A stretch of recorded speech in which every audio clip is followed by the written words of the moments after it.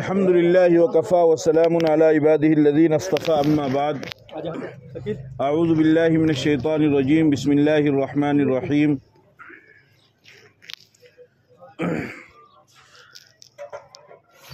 كل نفس ذائقة الموت ثم إلينا ترجعون وقال النبي صلى الله عليه وسلم إذا مات الإنسان انقطع عنه عمله عن ثلاث عن صدقة جارية أو علم ينتفع به أو ولد صالح يدعو له أو كما قال عليه الصلاة والسلام۔ میرے محترم بزرگوں اور دوستوں، معزز ساتھیوں،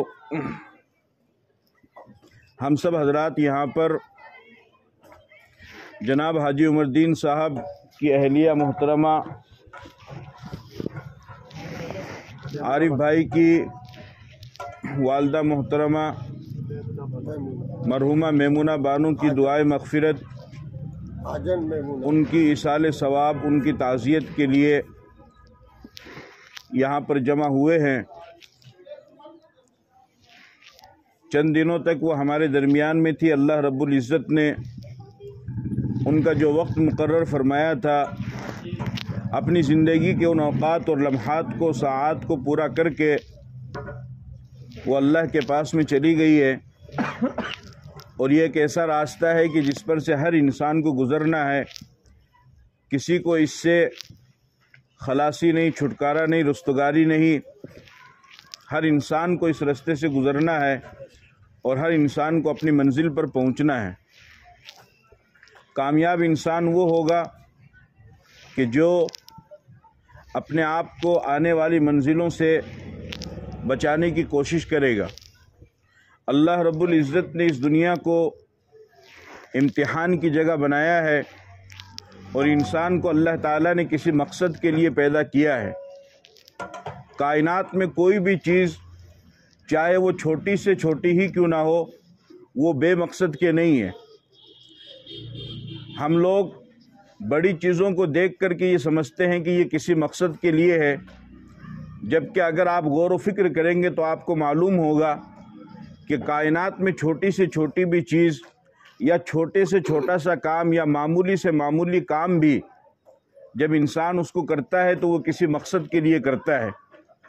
جس طریقے سے آپ نے بوتل میں پانی استعمال کیا، پھر اس بوتل کو پھینک دیا، یا اسی طریقے سے پلاسٹک کے کسی سامان میں کسی چیز کو آپ نے استعمال کیا، پھر اس کو پھینک دیا۔ اب صبح کے وقت میں ایک شخص آتا ہے، اپنی سائیکل لے کر کے، اپنا ٹھیلا لے کر کے، وہ ان تمام بوتلوں کو، ان پلاسٹک کو ایک جگہ جمع کرتا ہے، ان کو لے کر کے جاتا ہے۔ تو ہمیں دیکھنے میں یہ لگتا ہے کہ یہ کچرے کو جمع کر رہا ہے، جبکہ در حقیقت وہ کچرے کو نہیں بلکہ اپنی روزی کو جمع کر رہا ہے۔ اس وجہ سے کہ وہ ان تمام چیزوں کو اکٹھا کر کے لے جاتا ہے، پھر فیکٹری میں دیتا ہے، اس کے کچھ پیسے حاصل کرتا ہے اور اس کے بعد وہ اپنے بچوں کا خرچہ چلاتا ہے۔ تو دنیا کے اندر معمولی سے معمولی کام بھی اگر کوئی ہو تو وہ مقصد کے لیے ہوتا ہے، بلا مقصد نہیں ہوتا ہے۔ تو انسان جو اشرف المخلوقات ہے، جس کو اللہ تعالیٰ نے تمام مخلوقات پر فوقیت اور فضیلت اور اہمیت عطا فرمائی ہے، اس کی پیدائش اور اس کی تخلیق بغیر مقصد کے کیسے ہو سکتی ہے؟ چنانچہ قرآن کریم میں اللہ تعالیٰ نے فرمایا أَفَحَسِبْتُمْ أَنَّمَا خَلَقْنَاكُمْ عَبَثًا وَأَنَّكُمْ إِلَيْنَا لَا تُرْجَعُونَ، کہ میرے بندو تمہارا کیا خیال ہے کہ ہم نے تمہیں بیکار پیدا کیا ہے؟ جبکہ حقیقی صورتحال یہ ہے کہ اللہ نے انسان کو بیکار اور بغیر مقصد کے پیدا نہیں کیا، بلکہ اللہ تعالیٰ نے انسان کو کام کے لیے اور مقصد کے طور پر اللہ تعالیٰ نے پیدا فرمایا ہے۔ اور وہ مقصد کیا ہے اس کو بیان فرمایا، وَمَا خَلَقْتُ الْجِنَّ وَالْإِنسَ إِلَّا لِيَعْبُدُونَ، کہ میں نے جنات اور انسان کو اس وجہ سے بنایا تاکہ وہ میری عبادت کرے۔ تو اللہ تعالیٰ نے اس کائنات کو امتحان کی جگہ بنایا، اس دنیا کو آزمائش کی جگہ بنایا، اور انسان کو اللہ تعالیٰ نے آزمانے کے لیے پیدا فرمایا، اپنے مقصد کو پورا کرنے کے لیے پیدا فرمایا، اور وہ مقصد ہے عبادت۔ اور پھر اس دنیا کو عارضی طور پر اللہ تعالیٰ نے انسان کے لیے بنایا ہے، مستقل رہنے کی جگہ اللہ تعالیٰ نے اس دنیا کو نہیں بنایا ہے۔ کسی کے لیے بھی یہ دنیا مستقل رہنے کی جگہ نہیں بنائی گئی ہے، کسی کے لیے نہیں۔ اسی لیے کہا جاتا ہے کہ دنیا دھوکے کا گھر ہے، اور یہ ہمیشہ اس نے ہر ایک کے ساتھ میں دھوکہ کیا ہے، ہمیشہ کسی کے ساتھ میں بھی یہ نہیں رہی ہے، اور کسی کا ہمیشہ اس نے ساتھ نہیں نبھایا ہے، بلکہ سب کے ساتھ میں اس نے بے وفائی کی ہے، دھوکہ کیا ہے۔ اور جب دنیا یہ بے وفائی کی چیز ہے تو اس کے اندر جتنی بھی چیزیں ملیں گی وہ تمام کی تمام چیزیں وہ عارضی طور پر ہوں گی، وہ مستقل نہیں رہیں گی۔ ما عندکم ینفد وما عند اللہ باق، فرمایا کہ جو کچھ تمہارے پاس میں ہے وہ سب کا سب ختم ہوگا، اور جو اللہ کے پاس میں ہے وہ ہمیشہ باقی رہے گا۔ تو دنیا اور اس کے اندر کی جتنی بھی چیزیں ہیں وہ تمام کی تمام عارضی ہیں، مستقل نہیں ہے۔ مستقل جو زندگی اللہ تعالیٰ نے رکھی ہے وہ آخرت کی زندگی رکھی ہے۔ آخرت کی زندگی لامحدود زندگی ہے، اس میں چند سالوں کی یا چند گھنٹوں کا ایسا کوئی معاملہ نہیں ہے، بلکہ لامحدود اور ہمیشہ رہنے والی زندگی ہے۔ عقل مند انسان وہ ہوگا کہ جو ہمیشہ رہنے والی زندگی کے لیے تیاری کرے۔ اس لیے فرمایا الکیس من دان نفسہ وعمل لما بعد الموت، کہ عقل مند انسان وہ ہے کہ جو اپنے نفس کا محاسبہ کرے اور اپنے موت کے بعد کی زندگی کی تیاری کرے۔ چنانچہ آج ہم اپنے طور پر لوگوں کو کہتے ہیں کہ یہ کامیاب ہو گیا، فلاں کامیاب ہو گیا، فلاں کامیاب ہو گیا، فلاں کامیاب ہو گیا۔ اگر کوئی اپنے کام کے اندر لگ جائے تو ہم کہتے ہیں کہ وہ کامیاب ہو گیا، کوئی بزنس میں لگ جائے تو ہم کہتے ہیں وہ کامیاب ہو گیا، کسی کا کاروبار اچھا چلنے لگے ہم کہتے ہیں وہ کامیاب ہو جائے، کسی کا رشتہ لگ جائے ہم کہتے ہیں وہ کامیاب ہو گیا، کسی کا نکاح ہو جائے ہم کہتے ہیں وہ کامیاب ہو گیا، کسی کے اولاد ہو جائے ہم کہتے ہیں وہ کامیاب ہو گیا۔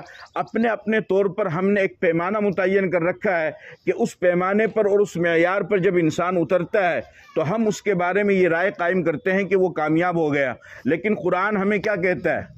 ہمیں یہ دیکھنا ہے کہ قرآن کامیاب کسے بتاتا ہے۔ کیا ان تمام چیزوں کو جس کی طرف ہماری نظر جاتی ہے ان انسانوں کو قرآن کامیاب بتاتا ہے، یا پھر قرآن کی رہنمائی کوئی دوسری ہے؟ چنانچہ جب آپ قرآن کو دیکھیں گے اور قرآن کا مطالعہ کریں گے اور قرآن کو پڑھیں گے تو آپ کو معلوم ہوگا کہ حقیقی جو کامیابی ہے وہ یہ کامیابی نہیں ہے۔ یہ کامیابی ضرور ہے، عارضی طور پر یہ کامیابی ہے، یہ دنیا کی کامیابی ہے، لیکن جو حقیقی کامیابی ہے، جس کامیابی کو اللہ چاہتا ہے، جس کامیابی کے لیے اللہ نے 1.25 لاکھ انبیاء دنیا کے اندر بھیجے، جس کامیابی کے لیے اللہ نے قرآن اتارا، جس کامیابی کے لیے اللہ نے اسلام دیا، جس کامیابی کے لیے اللہ نے دین دیا، جس کامیابی کے لیے اللہ نے مذہب دیا، جس کامیابی کے لیے اللہ نے وحی کا علم دیا، جس کامیابی کے لیے اللہ نے پیغمبروں کا سلسلہ چلایا، وہ کامیابی کون سی ہے؟ چنانچہ قرآن کریم میں اللہ تعالیٰ فرماتے ہیں کل نفس ذائقۃ الموت، کہ ہر انسان کو مزہ، ہر نفس کو اور ہر جاندار کو موت کا مزہ چکھنا ہے۔ آگے فرمایا وَإِنَّمَا تُوَفَّوْنَ أُجُورَكُمْ يَوْمَ الْقِيَامَةِ، کہ قیامت کے دن تم میں سے ہر ایک کو مکمل اجر دیا جائے گا۔ فَمَنْ يَعْمَلْ مِثْقَالَ ذَرَّةٍ خَيْرًا يَرَهُ وَمَنْ يَعْمَلْ مِثْقَالَ ذَرَّةٍ شَرًّا يَرَهُ، اگر ذرہ برابر، رائی کے دانے کے برابر بھی کسی انسان نے اگر نیکیاں کی ہوگی اللہ تعالیٰ اس کو بھی قیامت کے دن حاضر کریں گے، اور اگر ذرہ برابر کسی نے برائی کی ہوگی اللہ تعالیٰ اس کو بھی قیامت کے دن حاضر کریں گے۔ باقی نہیں رہے گا، کچھ بھی نہیں باقی رہے گا، ہر چیز قیامت کے دن شہادت دے گی انسان کی، ہر چیز قیامت کے دن گواہی دے گی، یہاں تک کہ جس زمین کے اوپر بیٹھ کر آپ نے جو کچھ بھی کام کیا ہوگا یہ زمین بھی قیامت کے دن گواہی دے گی۔ اذا زلزلت الارض زلزالها واخرجت الارض اثقالها، زمین قیامت کے دن گواہی دے گی۔ انسان کہے گا کہ اس زمین کو کیا ہوا، میں تو دنیا کے اندر اس زمین کے اوپر کھاتا تھا، پیتا تھا، رہتا تھا، چلتا تھا، پھرتا تھا، شراب پیتا تھا، ڈانس کیا کرتا تھا، ناچ گانے کیا کرتا تھا، اور ڈانس کی پارٹی کیا کرتا تھا، اور قتل و غارت گری کیا کرتا تھا، زنا کیا کرتا تھا، شراب پیا کرتا تھا، اور نمازیں چھوڑا کرتا تھا، اللہ کی نافرمانی کیا کرتا تھا۔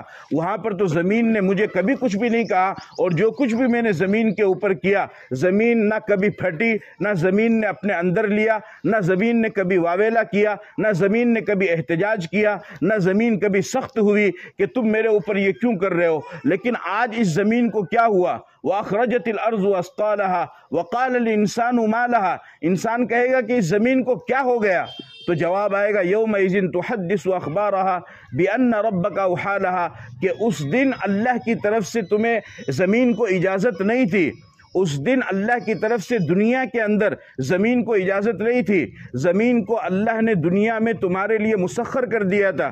هو الذي جعل لكم الارض ذلولا فامشوا في مناكبها وكلوا من رزقه، یہ زمین کو میں نے تمہارے لیے بنایا ہے، تم اس کے منڈے پر چلو، تم اس کے سینے پر چلو، اور اس میں نے رزق کو بھی رکھا ہے، تم اس میں سے روزی حاصل کرو اور اس روزی کو کھاؤ۔ دنیا کے اندر زمین کے اوپر آپ چاہے فرما برداری کرو یا نافرمانی کرو، زمین ٹوک ٹوکے گی نہیں, زمین روکے گی نہیں, زمین احتجاج نہیں کرے گی, زمین واویلا نہیں کرے گی, زمین کوئی ایکشن نہیں لے گی. لیکن چونکہ اب قیامت کا دن آ چکا ہے, اب اللہ نے اس کو اجازت دی ہے, اب اللہ نے اس کو حکم دیا ہے, تو جو کچھ بھی آپ نے کیا ہے وہ زمین گواہی دے گی. اگر آپ نے زمین کے اوپر اچھا کام کیا ہے زمین اس کی بھی گواہی دے گی, اور اگر آپ نے زمین کے اوپر برا کام کیا ہے زمین اس کی بھی گواہی دے گی. آج یہاں پر بیٹھ کر کے آپ نے بیان سنا, اللہ رسول کی بات سنی, قیامت کے دن یہ زمین اور زمین کا یہ حصہ یہ بھی قیامت کے دن گواہی دے گا. زمین کے جس حصے پر آپ نے سجدہ کیا زمین کا وہ حصہ قیامت کے دن گواہی دے گا کہ اللہ اس نے میرے اوپر سجدہ کیا تھا, اس نے میرے اوپر تیری عبادت کی تھی, اس نے میرے اوپر تلاوت کی تھی, اس نے میرے اوپر ذکر اور تسبیح کیا تھا, اس نے میرے اوپر تیرے فرمان کو پورا کیا تھا, اس نے میرے اوپر تیرے احکام پر عمل کیا تھا.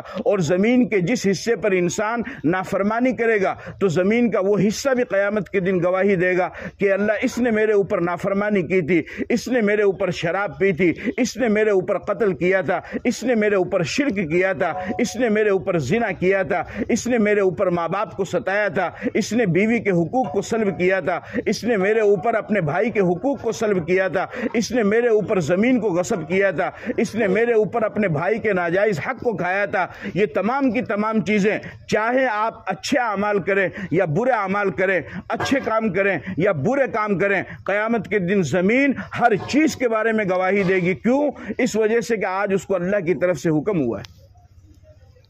اسی لیے حدیث کے اندر آتا ہے, نبی پاک صلی اللہ علیہ وسلم نے ارشاد فرمایا کہ زمین قیامت کے دن گواہی دے گی. اسی لیے فرمایا کہ جب تم میں سے کسی سے کوئی گناہ ہو جائے تو اس کو چاہیے کہ فوراً وہ اس گناہ کی توبہ کر لے. جب انسان اس گناہ کی توبہ کر لے گا اللہ پاک اس کی توبہ کو قبول فرمائیں گے, اس کے گناہ کو بھی معاف فرمائیں گے, اور زمین کو بھی بھلا دیں گے. زمین اس گناہ کو یاد نہیں رکھے گی, اور یاد نہیں رکھے گی تو وہ قیامت کے دن گواہی بھی نہیں دے گی. اور اگر آپ نے توبہ نہیں کی اس گناہ سے تو پھر یاد رکھیے کہ آپ کے اعضاء قیامت کے دن گواہی دیں گے. اسی طریقے سے زمین کا وہ حصہ بھی قیامت کے دن گواہی دے گا. کیوں؟ اس لیے کہ اللہ نے اس دنیا کو آزمائش کے لیے بنایا ہے, عبادت کے لیے بنایا ہے. مقصد کیا ہے؟ مقصد تخلیق انسان کی عبادت ہے. اسی طریقے سے انسان جھٹلائے گا, اس کے سامنے جب گناہ پیش کیے جائیں گے وہ جھٹلائے گا, وہ کہے گا کہ یہ فرشتوں نے غلط لکھا ہے, یہ گناہ تو میں نے کیا ہی نہیں ہے.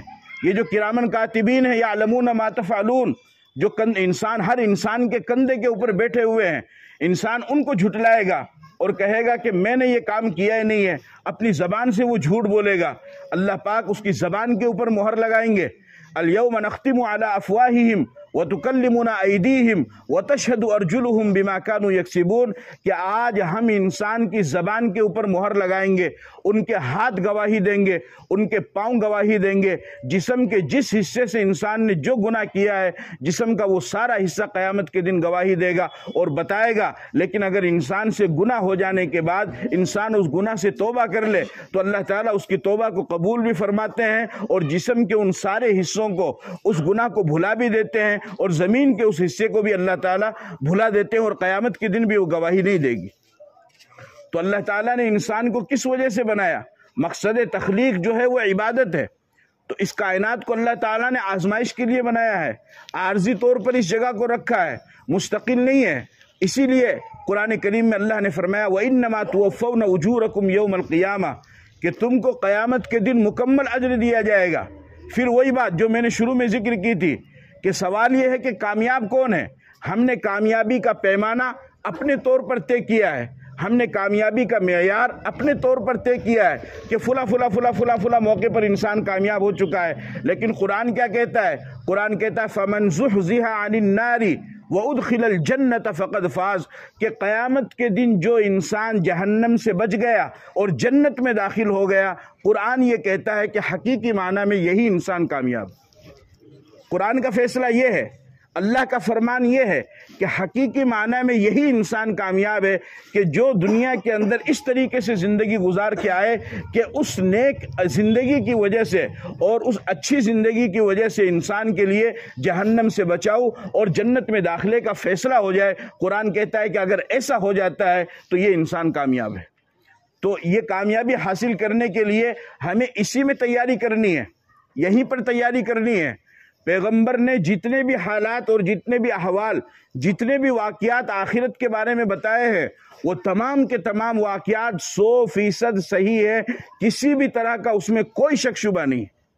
ایک مسلمان کے لیے اس کے اوپر ایمان لانا فرض ہے، جس طریقے سے نماز کے اوپر ایمان لانا فرض ہے، روزے کے اوپر ایمان لانا فرض ہے، حج اور زکوٰۃ کے اوپر ایمان لانا فرض ہے، بالکل اسی طریقے سے آخرت کے جتنے بھی احوال پیغمبر نے بتائے ہیں کہ قبر میں مردوں کو عذاب ہوتا ہے، اگر نیک مردہ ہے تو اس کے لیے جنت کی کھڑکی کھولی جاتی ہے، اور جو قیامت کے دن میدان محشر میں پل صراط پہ سے گزرنا ہوگا، پل صراط کی یہ کیفیت ہے، میدان محشر میں لوگوں کی یہ کیفیت ہوگی، اللہ تعالیٰ اعمال کے ترازو کو قائم کریں گے اور انسانوں کے نامہ اعمال کو اس کے سامنے پیش کیا جائے گا اور حساب۔ یہ جتنی بھی آخرت کی تمام چیزیں بتائی ہیں، ان تمام چیزوں کے اوپر مسلمان کو ایمان لانا فرض ہے۔ اگر وہ کسی ایک بات کا بھی انکار کرتا ہے تو پھر وہ ایمان والا نہیں رہ سکتا ہے، اور اگر وہ شک کرتا ہے تو پھر اس کا ایمان کمزور ہے۔ اگر وہ شک کرتا ہے اس کا ایمان کمزور ہے، نہیں یہ ہوگا، جو کچھ بھی پیغمبر نے بتایا یہ ہوگا، اور اسی کو تو ایمان کہتے ہیں۔ ایمان کہتے کیسے؟ ایمان کی تعریف کیا ہے؟ ایمان کہتے ہیں تصدیق بما جاء بہ النبی صلی اللہ علیہ وسلم، کہ پیغمبر نے جو بھی حالات بتائے، پیغمبر نے جو بھی احوال بتائے، پیغمبر نے جو بھی خبر دی، ان تمام چیزوں کو آنکھ بند کر کے ماننا، اس پر ایمان لانا، اس پر یقین کرنا، اسی کا نام ایمان ہے۔ جب دیکھ کر کے اگر کوئی انسان کسی چیز کو مانتا ہے اس کو ایمان نہیں کہا جاتا ہے، دیکھ کر ماننے پر ایمان نہیں کہا جاتا ہے۔ اسی وجہ سے فرمایا کہ اگر موت کے وقت میں کوئی انسان ایمان قبول کرے تو ان کے ایمان کا کوئی اعتبار نہیں ہوگا۔ کیوں؟ اس وجہ سے کہ آخرت کے حوال اس کے اوپر طاری ہو چکے ہیں۔ اب تو وہ آخرت کے حوال کو اور فرشتوں کو اپنی آنکھ سے دیکھ رہا ہے، تو اب اس کے ایمان کا کوئی اعتبار نہیں ہے۔ فَلَمْ يَكُ يَنْفَعُهُمْ إِيمَانُهُمْ لَمَّا رَأَوْا بَأْسَنَا، ہمارے عذاب کو دیکھنے کے بعد اگر کوئی ایمان لاتا ہے ان کے ایمان کا کوئی فائدہ نہیں ہے۔ ایمان کا مطلب یہ ہے کہ سچے پیغمبر نے اور صادق اور مصدوق مخبر صادق نے اور سچے پیغمبر نے جو خبر دی ہے، چاہے تمہاری سمجھ میں وہ آئے یا نہ آئے، چاہے تمہاری عقل میں وہ آئے یا نہ آئے، لیکن سچے پیغمبر نے وحی کے ذریعے سے جو تعلیمات دی ہیں اور جو خبر دی ہیں اور آخرت کے جو احوال بتلائے ہیں، ان تمام احوال کو مانو، اس پر یقین کرو، اسی کا نام ایمان ہے۔ اس میں کمی نہیں آنی چاہیے، اس میں کمی نہیں آنی چاہیے۔ اگر اس میں کمی آ گئی تو ایمان کامل نہیں ہو پائے گا۔ آمنت باللہ وملائکتہ وکتبہ ورسلہ والیوم الآخر، ہم اللہ پر بھی ایمان لاتے ہیں، فرشتوں پر بھی ایمان لاتے ہیں، رسولوں پر بھی ایمان لاتے ہیں، کتابوں پر بھی ایمان لاتے ہیں، اور قیامت کے دن پر بھی ایمان لاتے ہیں، والقدر خیرہ وشرہ، اچھی بری تقدیر کے اوپر بھی ایمان لاتے ہیں، والبعث بعد الموت، اور موت کے بعد دوبارہ اٹھایا جائے گا، دوبارہ زندہ کیا جائے گا، ہم اس کے اوپر بھی ایمان لاتے ہیں۔ یہ بات تاکید کے ساتھ میں آپ کو اس وجہ سے کہہ رہا ہوں کہ آج کے ترقی یافتہ دور کے اندر ہمارے بہت سے ایمان والے بھائی، بہت سے مسلمان بھائی، ان کے نظریات غلط ہو گئے ہیں، ان کی سوچ غلط ہو گئی ہے، ان کی فکر غلط ہو گئی ہے، اور ان کے نظریات بھی عجیب طرح کے ہو گئے ہیں۔ ارے بولو مر گیا، مٹ گیا، ختم ہو گیا، اور جسم گل گیا، سڑ گیا، ماٹی بن گئی، کون زندہ کرے گا اور کہاں زندہ ہوگا؟ نہیں، یہ آپ کا کام نہیں ہے۔ یہ اعتراض کفار مکہ پہلے کر چکے ہیں۔ من یحیی العظام وہی رمیم، ان بوسیدہ ہڈیوں کو کون زندہ کرے گا؟ جب پیغمبر ان کو کہتے تھے کہ تمہیں اپنے مرنے کے بعد اپنی زندگی کا حساب دینا ہے اور اللہ تمہیں قبروں سے اٹھائے گا، ان یوم الفصل کان میقاتا یوم ينفخ فی الصور فتاتون افواجا، قیامت کا دن اور فیصلے کا دن متعین ہے، سور پھونکا جائے گا، لوگ اپنی اپنی قبروں سے نکلیں گے، ونفخ فی الصور فاذا هم من الاجداث الى ربهم ينسلون قالوا یا ویلنا من بعثنا من مرقدنا، لوگ کہیں گے کہ ہمیں ہماری قبروں سے کس نے اٹھا لیا ہے؟ تو کفار مکہ اعتراض کیا کرتے تھے من یحیی العظام وہی رمیم، کہ کون زندہ کرے گا ان بوسیدہ ہڈیوں کو؟ قال الکافرون ھذا شیء عجیب اذا متنا وکنا ترابا ذلک رجل بعید، ہم مر جائیں گے، مٹی ہو جائیں گے، گل جائیں گے، سڑ جائیں گے، مرے ہوئے 1000 سال گزر گئے، 2000 سال گزر گئے، 3000 سال گزر گئے، آدم علیہ السلام کو مرے ہوئے کتنے سال ہو گئے، نوح علیہ السلام کو انتقال ہوئے کتنے سال ہو گئے، پہلے زمانے کے لوگوں کو مرے ہوئے کتنے، ان کی قبر کا پتہ نہیں ہے، نام و نشان تک نہیں ہے، کچھ بھی معلوم نہیں ہے، انہیں کون زندہ کرے گا؟ یہ آج ہمارے بھی کئی لوگوں کو سمجھ میں نہیں آتا ہے، جس کی وجہ سے ان کا ایمان ڈاواڈول ہوتا ہے، ڈگمگاتے ہیں وہ ان باتوں میں کہ یہ کیسے ہوگا؟ یہ ہوگا۔ فرمایا اللہ نے قل یحییھا الذی انشأھا اول مرہ، کہ تم گھبراؤ نہیں، جس رب نے ان کو پہلی مرتبہ زندہ کیا ہے وہ ان کو دوبارہ بھی زندہ کرے گا۔ جس رب نے ان انسانوں کو ماں کے پیٹ سے نکالا ہے وہ رب ان کو قبر کے پیٹ سے بھی نکالے گا۔ تمہیں گھبرانے کی ضرورت نہیں ہے۔ پہلی مرتبہ پیدا کرنا تو پھر بھی مشکل ہے، دوسری مرتبہ پیدا کرنا کوئی مشکل نہیں ہے۔ بل ہم فی لبس من خلق جدید، نئی پیدائش کے بارے میں ان کو شک ہو رہا ہے۔ افعینا بالخلق الاول، کیا ہم پہلی پیدائش سے تھک گئے ہیں؟ آپ مجھے ایک بات بتاؤ کہ دنیا کے اندر جب انسان پیدا ہوتا ہے، بچہ پیدا ہوتا ہے، تو کسی چیز کو اگر بنانا ہو، اس کا سیمپل اور اگر نقشہ ہو تو اس چیز کو بنانا آسان ہوتا ہے۔ آسان ہوتا ہے کہ نہیں ہوتا ہے؟ کوئی بھی چیز ہے، مثال کے طور پر یہ مان لیجئے قلم ہی ہے۔ اب میں نے آپ سے یہ کہا کہ یہ قلم ہے اور آپ ایسا ہی مجھے ایک قلم بنا کے دے دیجئے، تو یہ سیمپل اور یہ نقشہ آپ کے سامنے آ گیا۔ تو اب اگر آپ قلم بناتے ہیں تو آپ کے لیے اس قلم کو بنانا کوئی مشکل کام نہیں ہے، آپ آرام سے بنا لیں، کیوں؟ نقشہ آپ کے سامنے آ گیا۔ لیکن اگر مان لیجئے قلم کا کوئی نقشہ کچھ میں آپ کو نہیں بتاؤں اور پھر آپ سے یوں کہوں کہ یار ایک خوبصورت سا بہترین سا قلم مجھے بنا کر کے دو جو مجھے پسند آ جائے، میں اس کے ذریعے سے لکھا کروں گا، تو پھر آپ کے لیے ذرا مشکل ہو جائے گا، یار ایسا بناؤں ویسا بناؤں، ایسا بناؤں ویسا بناؤں، پتہ نہیں پسند آئے گا نہیں آئے گا۔ تو معلوم ہوا کہ اگر سیمپل اور نقشہ انسان کے سامنے ہو تو چیز کو بنانا کیا ہے؟ آسان ہے، اور اگر سیمپل اور نقشہ نہ ہو تو چیز کو بنانا ذرا مشکل ہے۔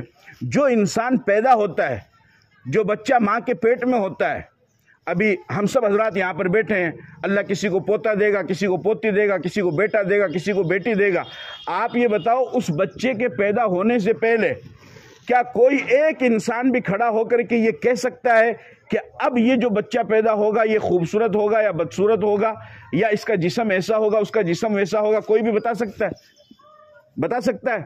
نہیں بتا سکتا ہے۔ جب وہ بچہ ماں کے پیٹ سے نکلتا ہے، نکلنے کے بعد پھر ہر انسان اس کو دیکھتا ہے، اس کو دیکھنے کے بعد پھر لوگ کہتے ہیں کہ یہ بچہ اپنی ماں پر گیا ہے یا یہ بچہ اپنے باپ پر گیا ہے، یہ بچہ خوبصورت ہے یا بچہ بدصورت ہے، اس کو پیدا ہونے کے بعد بتاتے ہیں۔ اب آپ دیکھیے کہ انسان ماں کے پیٹ کے اندر ہے، اللہ کے سامنے کوئی نمونہ نہیں ہے، کوئی نقشہ نہیں ہے، کوئی سیمپل نہیں ہے، اور انسان اس کو جانتے بھی نہیں ہے، اس کے باوجود بھی اللہ نے بغیر نمونے کے انسان کو پیدا کر دیا۔ اب یہ انسان بڑا ہوا، اپنی 60 70 80 سال کی زندگی گزار کر کے قبر میں چلا گیا، قبر میں جانے کے بعد اس کے جسم کو مٹی نے کھا لیا۔ اب قیامت کا دن آیا تو جب سیمپل اور نقشہ نہیں تھا، اس وقت ماں کے پیٹ سے اس بچے کو نکالنا اللہ کے لیے مشکل نہیں تھا، اللہ نے نکال دیا، تو قبر میں تو نقشہ موجود ہے، سمجھ رہے ہوگے؟ قبر میں تو سیمپل، اب چاہے اس کو 1000 سال گزر جائے یا 2000 سال گزر جائے، اس سے کوئی فرق نہیں پڑتا ہے، اس سے کوئی بھی فرق نہیں پڑتا ہے، یہاں پر تو سیمپل موجود ہے۔ تو فرمایا جس طریقے سے بغیر کسی سیمپل اور نقشے کے میں نے ماں کے پیٹ سے نکالا ہے، اسی طریقے سے قبر میں سے بھی تمہیں نکالوں گا اور تمہیں اپنے اعمال کا حساب دینا ہے۔ اس وجہ سے اپنے ان نظریات کو تبدیل کرو، پیغمبر نے جو احوال بتائے ہیں اس کو سمجھو، اس پر ایمان لاؤ، تبھی ہمارا ایمان کامل ہوگا، ورنہ ہمارا ایمان کامل نہیں ہوگا۔ اور اس کی مثالیں اللہ نے دے کر کے بتائی ہیں، اس کی مثالیں بے شمار مقامات پر اللہ تعالیٰ نے دی ہے۔ چنانچہ قرآن کریم میں اللہ تعالیٰ نے ایک واقعے کو بیان فرمایا، ایک پیغمبر کا ایک بستی کے اوپر سے گزر ہوا، انہوں نے دیکھا کہ بستی بالکل ویران پڑی ہوئی کھنڈرات میں تبدیل ہے۔ او کالذی مر علی قریۃ وہی خاویۃ علی عروشہا، تبدیل ہے ایک دم کھنڈرات میں۔ ان کے دل کے اندر یہ خیال آیا کہ اللہ پہلے بہت پہلے زمانے میں کبھی تو یہاں پر کوئی رہتا تھا، یہ بات تو ہے، لیکن اب یہ بستی پوری کھنڈرات میں تبدیل ہو چکی ہے، دور دور تک کوئی نام و نشان نظر نہیں آ رہا ہے، آخر تو ان کو کیسے زندہ کرے گا؟ کتابوں میں تفسیر میں آتا ہے کہ اس پیغمبر کا نام عزیر علیہ السلام ہے۔ ان کے دل کے اندر یہ خیال آیا، ان کے ساتھ میں گدھا بھی تھا، اور کھانے کا سامان بھی ان کے ساتھ میں تھا۔ اللہ تعالیٰ نے جب ان کے دل کے اندر یہ بات آئی تو ان کو سمجھانے کے لیے اللہ تعالیٰ نے ان کے اوپر موت طاری کر دی، اور اللہ تعالیٰ نے ان کو سلا کر کے رکھا۔ اور کتنے دن سلا کر کے رکھا معلوم ہے؟ 1 دن 2 دن 1 سال 2 سال 5-10 سال نہیں، 100 سال تک اللہ نے ان کو سلا کر کے رکھا۔ کتنے سال تک؟ بولو بھائی، 100 سال تک اللہ نے ان کو سلا کر کے رکھا۔ 100 سال کے بعد میں اللہ نے دوبارہ ان کو اٹھایا، فرمایا انا یحیی ھذہ اللہ بعد موتہا۔ ان کا اعتراض تھا، اللہ نے فرمایا ان کو سلا دیا، پھر فرمایا کم لبثت، یہ بتاؤ کہ کتنے دن سوئے؟ وہ فرمانے لگے لبثت یوما او بعض یوم، کہ باری تعالیٰ میرے خیال میں تو کوئی میں صبح سویا تھا شام کو جگ گیا 1 دن، یا صبح سویا تھا دوپہر میں جگ گیا آدھا دن، تو کوئی آدھا دن یا 1 دن سویا ہوں۔ اللہ نے فرمایا کہ آدھا دن یا 1 دن نہیں سوئے ہو، بل لبثت 100 عام، 100 سال میں نے تمہیں سلا کر کے رکھا ہے، 100 سال۔ فانظر الی طعامک وشرابک لم یتسنہ، کھانا ان کے ساتھ میں تھا۔ آپ جانتے ہیں کہ اگر سردی کا موسم ہو تو 2 دن تک تو کھانا رہتا ہے، پھر خراب ہو جاتا ہے، اور اگر گرمی کا موسم ہو تو کھانا اس سے پہلے خراب ہو جاتا ہے، 24 گھنٹے میں خراب ہو جاتا ہے اگر اس کو یوں ہی رکھ دیا جائے۔ ان کے پاس کھانا تھا، اللہ نے فرمایا کہ اپنے کھانے کو دیکھو۔ جب کھانے کی طرف انہوں نے دیکھا تو 100 سال کے بعد ان کا کھانا بالکل ویسا کا ویسا ہی تر و تازہ جیسا ابھی پک کر کے آیا ہے۔ آگے اللہ نے فرمایا انظر الی حمارک، اپنے گدھے کو دیکھو۔ اس کے گدھے کو بھی اللہ نے موت دی۔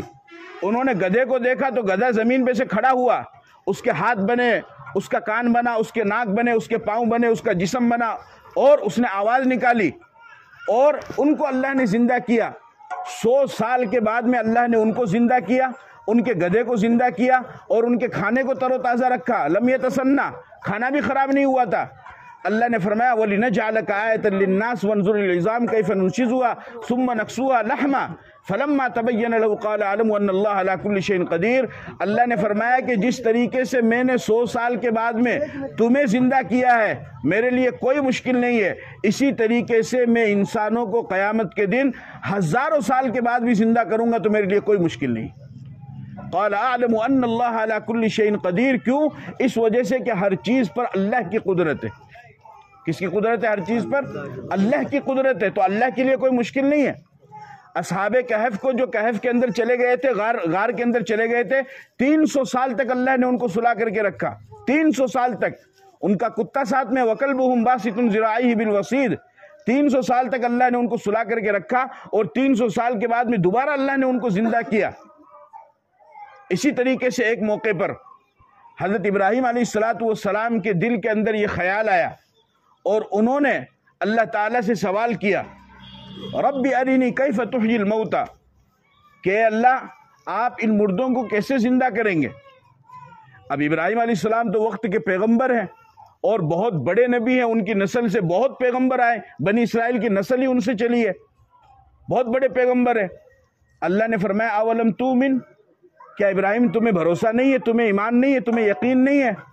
انہوں نے فرمایا بلا ولکن لیطمئن قلبی، کہ اللہ مجھے تو مکمل بھروسہ ہے، مجھے تو ذرہ برابر بھی شک نہیں ہے، مجھے مکمل بھروسہ ہے کہ آپ قیامت کے دن مردوں کو زندہ کریں گے، لیکن میں اپنی تسلی کے لیے جاننا چاہتا ہوں کہ آپ مجھے تھوڑا سا کوئی مشاہدہ کروا دیں، کوئی نمونہ دکھا دیں کہ جس سے میرے دل کو اطمینان ہو جائے کہ ہاں آپ اس طریقے سے قیامت کے دن مردوں کو زندہ کریں گے۔ اللہ نے ان سے فرمایا کہ تم ایک کام کرو، خذ اربعۃ من الطیر فصرہن الیک، کہ تم 4 پرندے لو اور ان 4 پرندوں کو ذبح کرو، ان کو ذبح کر کے ان کا قیمہ بناؤ، ان کی بوٹیوں کو، ان کی گوشت کو آپس میں ملا دو چاروں پرندوں کے، اور پھر اس کے بعد میں اس کو لے جا کر کے پہاڑ پر رکھ دو، ان کو سہلاؤ، اور اتنا سہلاؤ کہ وہ تمہیں جاننے لگے۔ پرندے کو جب انسان پالتا ہے تو کچھ دنوں کے بعد پرندہ جاننے لگتا ہے اپنے مالک کو، وہ جب اشارہ کرتا ہے تو وہ آ جاتا ہے۔ فرمایا کہ ان کو سہلاؤ، وہ تمہیں جاننے لگے، سہلایا، پرندے جاننے لگے، ذبح کیا، پہاڑ پر رکھ دیا۔ پھر اللہ نے فرمایا کہ تم دور کھڑے ہو جاؤ، ثم اجعل على كل جبل منهن جزءا ثم ادعهن ياتينك سعيا، پھر اللہ نے فرمایا کہ اب تم ان کو آواز دو، یہ تمہارے پاس دوڑتے ہوئے آئیں گے۔ ابراہیم علیہ السلام نے ان تمام کو ایک جگہ ان کا قیمہ بنا کر کے ان کو رکھ دیا۔ اب پرندے کے گوشت کا پتہ نہیں چل رہا ہے کہ یہ کون سے پرندے کا گوشت ہے، یہ مکس ہو چکا ہے نا، تو مکس ہونے کے بعد تو پتہ چلے گا ہی نہیں۔ تو ابراہیم علیہ السلام نے جب آواز دی تو ایک پرندے کا نام لیا، مثال کے طور پہ کبوتر کا، تو کبوتر کا جو گوشت تھا وہ اس میں سے نکلنا شروع ہوا، اور اس طریقے سے پورا کبوتر تیار ہو کے ان کے سامنے آ گیا۔ اس کے بعد میں انہوں نے دوسرے پرندے کا نام لیا، جب دوسرے پرندے کا نام لیا تو اس قیمے میں سے اس دوسرے پرندے کا گوشت بننا شروع ہوا اور وہ تیار ہو کر کے ان کے پاس میں آ گیا۔ اللہ رب العزت نے ارشاد فرمایا کہ ابراہیم، جس طریقے سے میں نے ان کو مکس ہونے کے باوجود بھی الگ الگ کر کے ان کو کھڑا کیا ہے اور تمہارے سامنے حاضر کیا ہے، اسی طریقے سے میں قیامت کے دن مردوں کو اٹھاؤں گا اور الگ الگ کر کے اٹھاؤں گا، اور میرے لیے کوئی مشکل نہیں ہے۔ کیوں؟ وَعَلَمْ أَنَّ اللَّهَ عَزِيزٌ حَكِيمٌ، اللہ زبردست حکمت والا ہے۔ تو آخرت کے دن پر اور بعث بعد الموت پر ایمان لانا یہ ہماری ذمہ داری ہے۔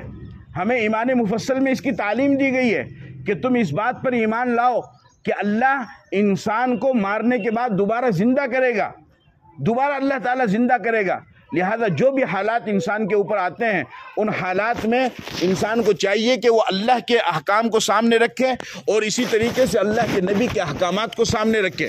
جب آپ پیغمبر کے احکامات کو سامنے رکھیں گے اور ان کی تمام تر تعلیمات پر عمل بھی کرے، اور انہوں نے وحی کا جو علم ہمیں دیا ہے اور وحی کے ذریعے سے جو تعلیمات ہمیں دی ہے ان تعلیمات پر ہم ایمان لائیں، ہم ان کو مانیں، اسی کا نام ایمان ہے۔ اس میں ذرہ برابر بھی کمی مت آنے دینا، اس میں ذرہ برابر بھی شک اپنے دل کے اندر پیدا نہ کرنا۔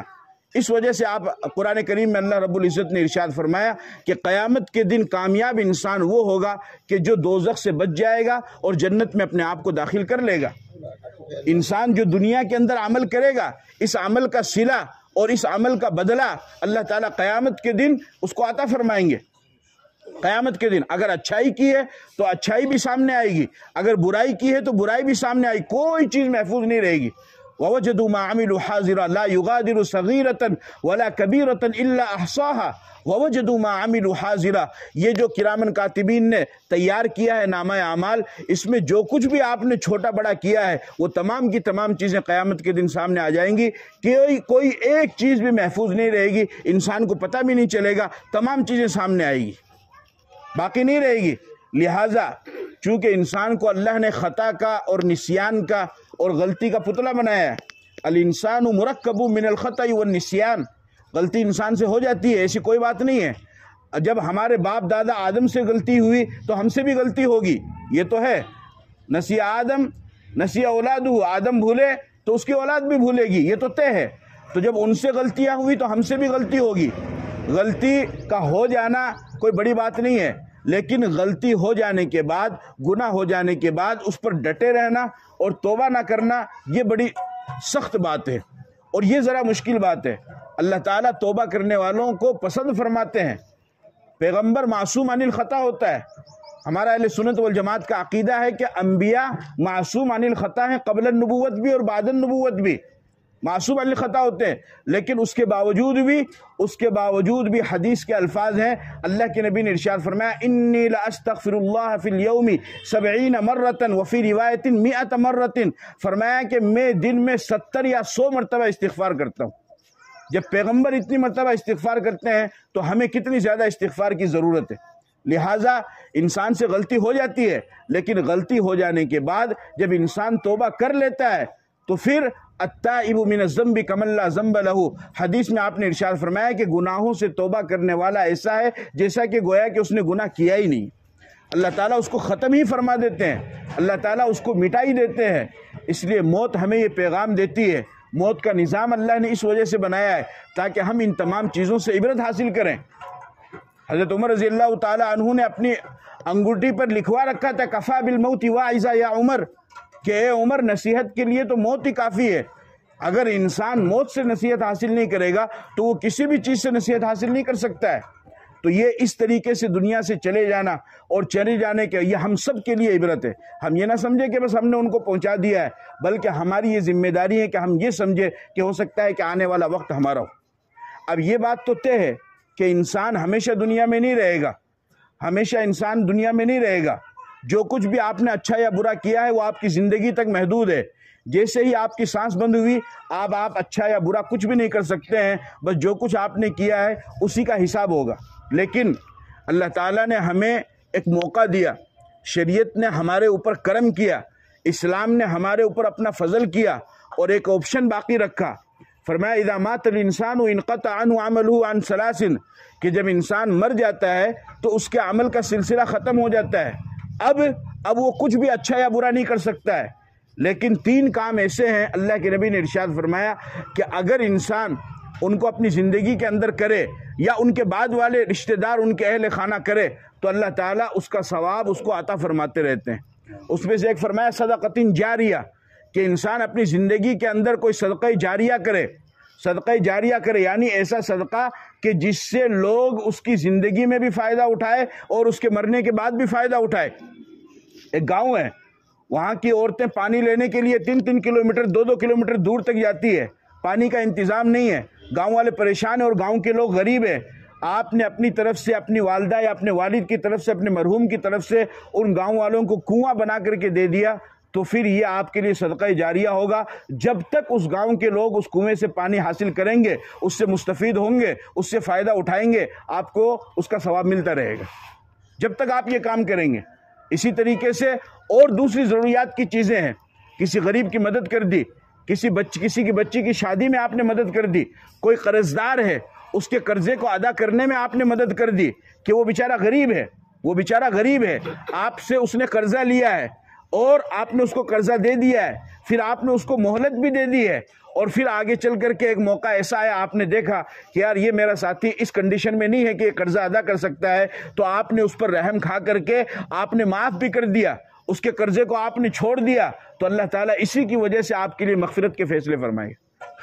مسلم شریف کی روایت ہے، اللہ کے نبی صلی اللہ علیہ وسلم نے ارشاد فرمایا کہ پہلے زمانے میں ایک شخص کا انتقال ہوا، غور سے سنو، پہلے زمانے میں ایک شخص کا انتقال ہوا، اللہ کے سامنے پیشی ہوئی، اللہ نے پوچھا کیا عمل لے کر کے آیا ہے؟ کہ صاحب میں تو کچھ بھی عمل نہیں لایا، میں تو ایک تاجر آدمی تھا، کاروباری آدمی تھا، اور لوگ میرے پاس قرضہ لینے کے لیے آتے تھے، تو جو مالدار ہوتے تھے وہ بھی قرضہ لیتے تھے اور غریب بھی قرضہ لیتے تھے۔ مالدار کو میں تھوڑی مہلت دے دیا کرتا تھا کہ بھائی چلو ٹھیک ہے 10 دن بعد ادا کر دینا، 20 دن بعد ادا کر دینا، اور جو غریب ہوتا تھا جب وہ وقت پر ادا نہیں کرتا تھا میرا قرضہ، تو پھر میں دیکھتا تھا کہ بھائی اس کی کنڈیشن نہیں، یہ قرضہ نہیں ادا کر سکتا ہے، تو میں اس کے قرضے کو معاف کر دیا کرتا تھا۔ تو اللہ نے کیا فرمایا معلوم ہے؟ اللہ نے فرمایا کہ اچھا یہ سخاوت کرنا یہ تو میری صفت ہے، یہ سخاوت کرنا یہ تو میری صفت ہے، لوگوں کے اوپر اس طریقے سے کرم کرنا یہ تو میری صفت ہے، تو مجھ سے بڑا کریم ہو رہا ہے، تو نے میرے بندوں کے ساتھ ایسا معاملہ کیا، میں بھی تیرے ساتھ کرم کا معاملہ فرماتا ہوں، اور اس عمل کی بنیاد پر اللہ تعالیٰ نے اس کے لیے مغفرت کا فیصلہ فرما دیا کہ لوگوں کو موقع دیتا تھا۔ یہ کوئی آسان بات نہیں، بہت اہم بات ہے، تو اس کو کہتے ہیں صدقہ جاریہ۔ مدرسے میں پڑھنے والے بچے ہیں، طلبہ ہیں جو قرآن کی تعلیم حاصل کرتے ہیں، اگر ان کا آپ تعاون کرتے ہیں تو آپ کے تعاون سے اگر ایک بچہ بھی حافظ قرآن بنتا ہے یا قرآن کی تعلیم حاصل کر لیتا ہے تو آپ یقین مانیے کہ دنیا میں برکت اور آخرت میں مغفرت کے لیے کافی ہو جائے گا۔ یہ کوئی معمولی چیز نہیں ہے، اس وجہ سے کہ پیغمبر نے ارشاد فرمایا من قرأ القرآن فاستظهره فأحل حلاله وحرم حرامه أدخله الله الجنة البتة وشفعه في 10 من أهل بيته كلهم قد وجبت لهم النار۔ فرمایا کہ جس نے قرآن کو پڑھا اور اس پر عمل کیا تو قیامت کے دن خاندان کے 10 ایسے آدمی کے جن کے لیے جہنم واجب ہو چکی ہے، اللہ تعالیٰ اس ایک حافظ قرآن کی برکت سے اس خاندان کے 10 آدمیوں کو جنت میں داخل کرے گا۔ اس لیے اپنے خاندان میں کم سے کم ایک حافظ بناؤ، اپنے خاندان میں کم از کم ایک حافظ تو بناؤ کہ وہ ایک حافظ تمہاری سفارش کر سکے۔ حضرت عثمان بن عفان کی روایت ہے، فرمایا اللہ کے نبی نے یشفع یوم القیامت ثلاثۃ الانبیاء ثم العلماء ثم الشہداء، فرمایا کہ 3 لوگ قیامت کے دن سفارش کریں گے، ایک تو نبی اور دوسرے علماء اور تیسرے شہید۔ ایک حافظ قرآن 10 کو اپنے ساتھ جنت میں لے کر کے جائے گا، تو اپنے خاندان میں اپنے پریوار میں کم از کم ایک تو حافظ قرآن بناؤ کہ خدا نہ خواستہ اگر قیامت کی گھڑی میں کہیں پھنس جائے تو وہ حافظ سفارش کرا کے جنت میں لے جا سکے۔ کوئی معمولی چیز نہیں ہے، یہ بہت بڑی چیز ہے، تو ان کا تعاون کر دینا۔ دوسرا آپ نے فرمایا او علم ينتفع به، کہ آپ علم چھوڑ کر کے جائیں، کہ آپ نے علم چھوڑا، آپ کے شاگرد تیار ہوئے، انہوں نے اس علم کو آگے پھیلایا، تو وہ بھی آپ کے لیے صدقہ جاریہ ہوگا۔ اور تیسرا آپ نے فرمایا اولد صالح یدعو لہ، کہ نیک اولاد انسان چھوڑ کر کے جائے، کہ نیک اولاد کی وجہ سے اللہ تعالیٰ جو اس کے لیے دعا کرتی ہے تو اللہ تعالیٰ اس کی وجہ سے بھی مغفرت کے فیصلے فرماتے ہیں۔ اس وجہ سے میرے عزیزو، چونکہ وقت بھی ہو چکا ہے، آپ حضرات سے یہی درخواست کرنی ہے کہ مرحومہ میمونہ تو دنیا سے جا چکی ہے، لیکن ان کے جانے سے ہمیں کیا پیغام ملا؟ ہمیں یہ پیغام ملا ہے کہ جو ساری باتیں تفصیل سے میں نے آپ کو بتائی ہے کہ پیغمبر نے جو باتیں بتائی ہے اس پر ایمان لاؤ، قرآن میں اللہ نے جو باتیں بتائی اس پر ایمان لاؤ، پیغمبر نے کہا کہ قبر میں عذاب ہوگا تو اس پر ایمان لاؤ، پیغمبر نے کہا کہ پل صراط ہے تو اس پر ایمان لاؤ، پیغمبر نے کہا کہ جنت اور جہنم ہے تو اس پر ایمان لاؤ۔ آخرت کے جتنے بھی احوال پیغمبر نے بتائے، ہماری عقل میں آئے یا نہ آئے، ہماری سمجھ میں آئے یا نہ آئے، آنکھ بند کر کے اس کو مان لینا، اس پر یقین کر لینا، اسی کا نام ایمان ہے، اسی کا نام ایمان ہے۔ ایمان لانا ضروری ہے، ان تمام چیزوں پر ایمان لاؤ، اور وسوسے کے اور شک و شبہ میں مت پڑو کہ کیسے ہوگا، کون زندہ کرے گا، کون اٹھائے گا۔ یہ 2-3 واقعات میں نے آپ کو بتائے، کوئی تاریخی کتاب سے نہیں بتائے، کوئی اسرائیلی روایت نہیں، قرآن سے بتائے میں نے آپ کو کہ قرآن میں اللہ نے ان واقعات کو ذکر کیا ہے کہ اللہ نے اس طریقے سے کسی کو 300 سال، کسی کو 100 سال مردہ کر کے اللہ نے ان کو زندہ کیا ہے، تو ہزاروں سال کے بعد بھی اللہ ان کو زندہ کرے گا۔ سمجھ گئے آپ بات کو؟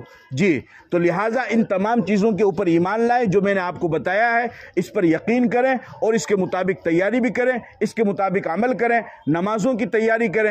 ابھی رمضان کا مہینہ آ رہا ہے تو سب نوجوانوں سے بھی گزارش کرتا ہوں، بزرگوں سے بھی، کہ سب نمازوں کی بھی تیاری کریں۔ اللہ تعالیٰ مجھے اور آپ کو عمل کی توفیق عطا فرمائے۔ وآخر دعوانا الحمدللہ رب العالمین۔